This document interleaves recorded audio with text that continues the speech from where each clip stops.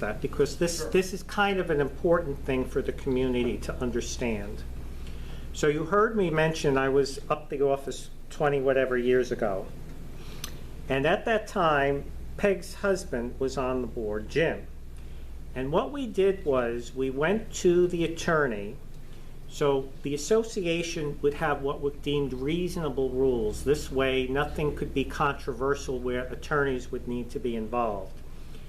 And at that time, Rob, and I'm doing the explanation, the attorney came up with 11 initiatives to change the River Shores condo docks. And at that time, 3 out of the 11 had to do with rental restrictions, because technically, the Associated River Shores condo docks, it's very minimal. The big thing in there is no transient rental, meaning short-term rental. So that's been determined reasonably as less than 3 months. So at that time, remember, there was no emails, there were no text messages, there was none of that. And we needed to change those condo docks, 138. And we got something like 129 on some initiatives, 130. And of course, at those days, we had to knock on the doors and we had to call and all that stuff. So at that time, with those group of owners, most of them were elderly, and they thought it was very funny it didn't pass. At that time, there was roughly 10% or maybe 25 units that were rented. And in those days, the potential was to see all the rentals that could be possible because there were no rental restrictions.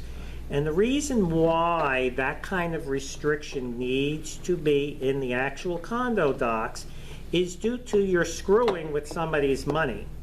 So the board, 5 people, really don't have a say when you start screwing with somebody's money. That's why it must be in the condo docks, those restrictions. And if they're not, there's no authority to limit them. So one of them had to do, you couldn't rent it out for the first year. That's a reasonable restriction. So this way they were not, right, buying a lot. The other one had to be, I think it was a minimum of 6 months. So that would have been another restriction. I don't really remember what the third one was. But none of the 11 initiatives passed because it was ha, ha, ha. So when we have those kind of attitude, you know, that's why we don't get things maybe accomplished as we'd like. For the community, not just an administration. I hope that answers your question.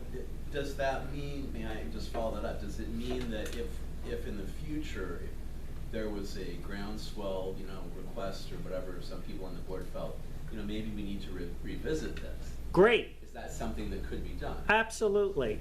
So the only problem is now there's like 99 rentals.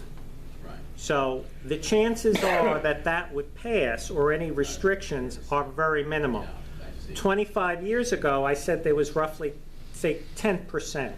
Say 25, and I really think it was maybe even a little bit less. So that's the problem. And may I ask you a question now? What is it you're concerned about rentals as far as mortgage? Is that correct?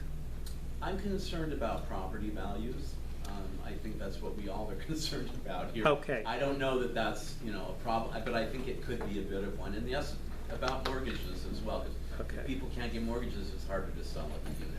So I have to tell you, on the most part, it's rare we have problems with tenants. We have much more problems with unit owners. And, you know, since I'm kind of on the soapbox, you know, in Devon, there were 3 elevator buttons that had to be replaced. I asked the guy, is this like the elevator guy that was fixing them? Is this normal? He says, no. We have, I don't know for certain who did it, but, you know, they keep going like this. We have one unit owner that it's been observed, you know, he does things that kind of, to Steve and Basil a little bit more, pulling the wires out of the landscape lights, doing things that maybe really shouldn't be doing. So I don't know that that's a big problem, the renters. It's rare we have a problem.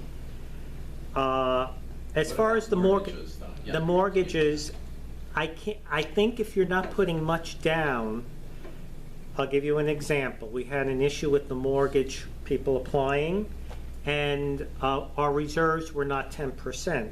They had to be over 10%. And I says, well, the association can't really put a number in there to please a mortgage company. They need to change whatever you think, because we're mostly funded, that would be a good thing. Well, in mortgage code, I guess it's not. So they had to just put more money down. So I don't know that renters or the reserves are a big as issue as maybe how much putting money down. And we don't want somebody putting 5% down, because then they don't have much stake in here.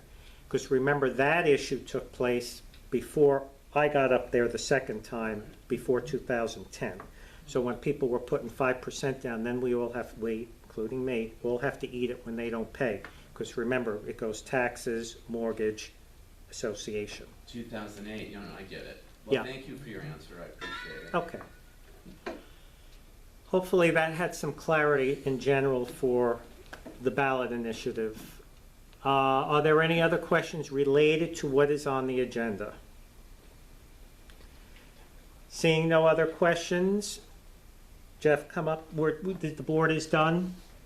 Does the board have anything to say? No, Other motion than to pretty adjourn. smile so pretty, I gotta give you. Motion to adjourn. Motion to adjourn, and the time is 4:25.